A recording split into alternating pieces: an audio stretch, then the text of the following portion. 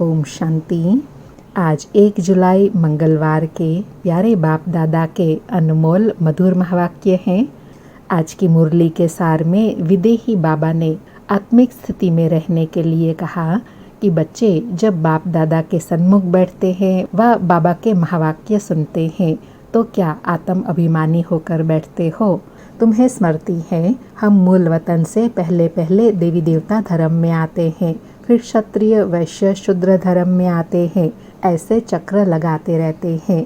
तो बाबा कहे जब तुम्हारी बुद्धि में ज्ञान है तो तुम्हें कोई चित्र की दरकार नहीं है, ना कोई चित्र शरीर को याद करना है। बाबा कहे तुम्हें अंत में सिर्फ यही स्मृति रहे कि हम आत्मा है और एक बाबा की याद बनी रहे तो अंत मते सौगति हो जाएंगी। और साथ में बाबा कहे अभी संगम पर तुम्हारी है चढ़ती कला, तुम फिर से मनुष्य से देवता सतो प्रधान बन रहे हो।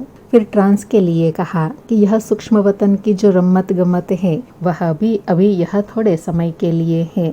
जब तुम बच्चों की कर्मातीत अवस्था हो जाएंगी तो यह सब खेल पाल बंद हो जाएगा। अंत में बस तुमको यही याद रहे, हम आत्मा ने अभी 84 जन्मों का चक्र पूरा किया है, अभी हमें वापस अपने घर जाना है परम धाम। फिर अटेंशन दिलाया कि इस समय सभी मनुष्यों का खान पान आदि देखो कितना गंदा है, क्या क्या चीजें खाते रहते हैं। अभी तुम देवता बनते हो तो तुम ऐसी गंदी चीज थोड़े ही खा सकते हो, तुमको अभी सतो प्रधान बनना है।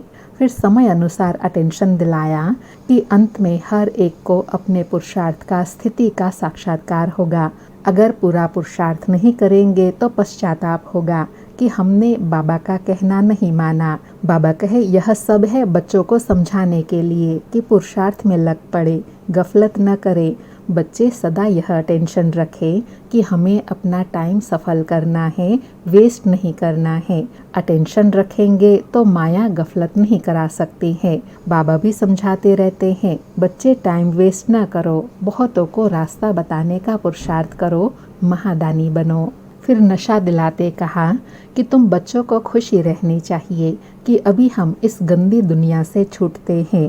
कहते हैं अच्छे कर्म करते हैं इसलिए सुख मिलता है। तो बाबा कहे अभी तुम बच्चे कितना अच्छा कर्म करते हो जो 21 जन्मों के लिए सुख पाते हो, जिसके लिए बाप कहते हैं सभी को यह रास्ता बताओ कि बाप की याद से ही निरोगी बनेंगे और स्वर्ग के मालिक बन जाएंगे।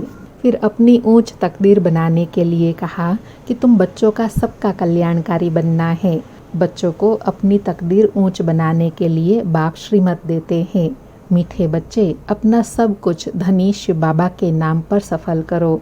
अंत के लिए कहा जाता है किनकी दबी रहेंगी धूल में, किनकी राजा खाए, किनकी चोर लुट जाए, किनकी आग जलाए। सफली होंगी उन्हीं जो धनी परमात्मा के नाम लगाए। तो धनी शिव बाबा खुद कहते हैं बच्चे तुम इस ईश्वरीय सेवा में खर्च करो, यह रूहानी हॉस्पिटल यूनिवर्सिटी खोलो तो बहुतों का कल्याण हो जाएगा। धनी के नाम तुम खर्चते हो जिसका फिर 21 जन्मों के लिए तुमको रिटर्न मिलता है। और साथ में कहा ईश्वरीय सेवा करते हुए अपना घर बार भी संभालना है।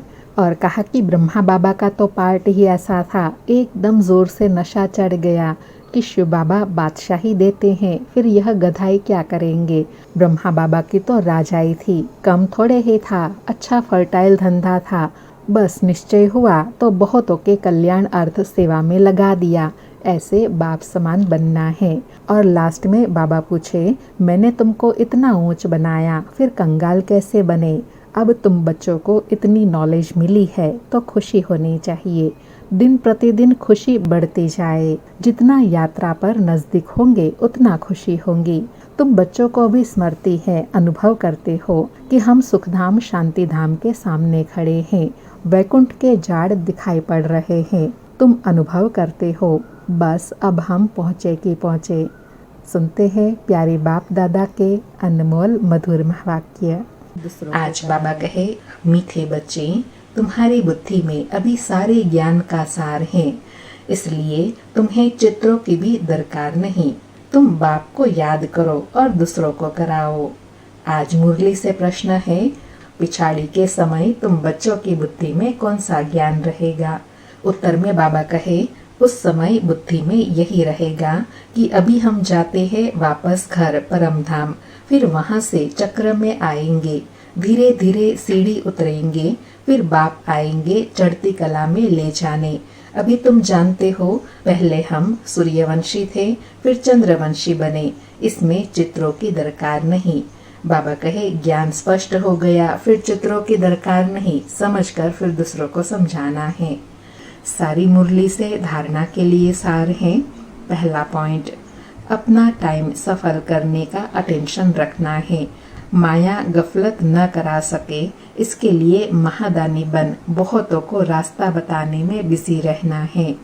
दूसरा पॉइंट, अपनी ऊंची तकदीर बनाने के लिए धनी परमात्मा के नाम पर सब कुछ सफल करना है। रूहानी यूनिवर्सिटी खोलनी है। आज प्यारे बाबा का वरदान है, ऊंचे ते ऊंच बाप को प्रत्यक्ष करने वाले शुभ और श्रेष्ठ कर्मधारी भव। ऊंचे ते ऊंच बाप को प्रत्यक्ष करने वाले शुभ और श्रेष्ठ कर्मधारी भव। स्पष्टीकरण है, जिस राइट हैंड से सदा शुभ और श्रेष्ठ कर्म करते हैं, ऐसे आप राइट हैंड बच्चे सदा शुभ व श्रेष्ठ कर्मधारी बनो। आपका हर कर्म ऊंचे ते ऊंच बाप को प्रत्यक्ष करने वाला हो, क्योंकि कर्म ही संकल्प व बोल का प्रत्यक्ष प्रमाण के रूप में स्पष्ट करने वाला होता है। कर्म को सभी देख सकते हैं, कर्म द्वारा अनुभव कर सकते हैं। इसलिए चाहे रूहानी दृष्टि द्वारा, चाहे अपने खुशी के रूहानियत के चेहरे द्वारा बाप को प्रत्यक्ष करो, यह भी कर्म है। आज बाबा ने बाबा को प्रत्यक्ष करने का आधार बताया, श्रेष्ठ कर्मधारी बनना है। बाबा कहे सबसे प्रत्यक्ष प्रमाण कौन सा है? हमारा श्रेष्ठ कर्म दूसरों को प्रेरणा दे, ऐसे प्रेरणादायी कर्म हो जो दूसरों का परिवर्तन कर सके। आज का स्लोगन है, रूहानियत का अर्थ है नैनों में पवित्रता की झलक और मुख पर पवित्रता की मुस्कुराहट हो। रूहानियत का अर्थ है नैनों में पवित्रता की झलक और मुख पर पवित्रता की मुस्कुराहट हो। अच्छा, मीठे मीठे सिक्के लधे बच्चों प्रति माता पिता बाप दादा का याद प्यार और गुड मॉर्निंग। रूहानी बाप की रूहानी बच्चों को नमस्ते। हम रूहानी बच्चों की रूहानी माता पिता बाप दादा को याद प्यार, गुड मॉर्निंग और नमस्ते नमस्ते।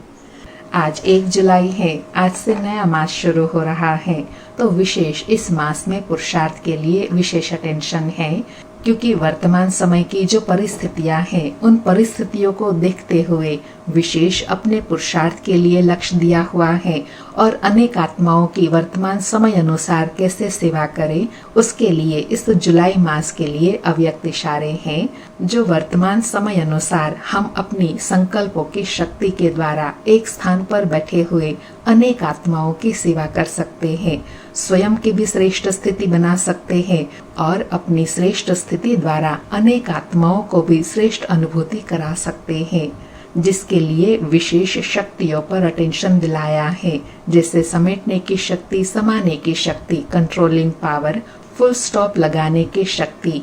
इन सब शक्तियों को जमा करने का जो सार है, वह है इस मास के अव्यक्त इशारे। संकल्पों की शक्ति जमा कर श्रेष्ठ सेवा के निमित्त बनो। तो आज की सेवा बाबा ने बताई कि जैसे आजकल सूर्य की शक्ति जमा कर कई कार्य सफल करते हैं, ऐसे आप संकल्प की शक्ति जमा करो तो औरों में भी बल भर सकते हो, अनेक कार्य सफल कर सकते हो। जो हिम्मतहीन है, उन्हें वाणी के साथ साथ श्रेष्ठ संकल्प की सूक्ष्म शक्ति से हिम्मतवान बनाना, यही वर्तमान समय की आवश्यकता है।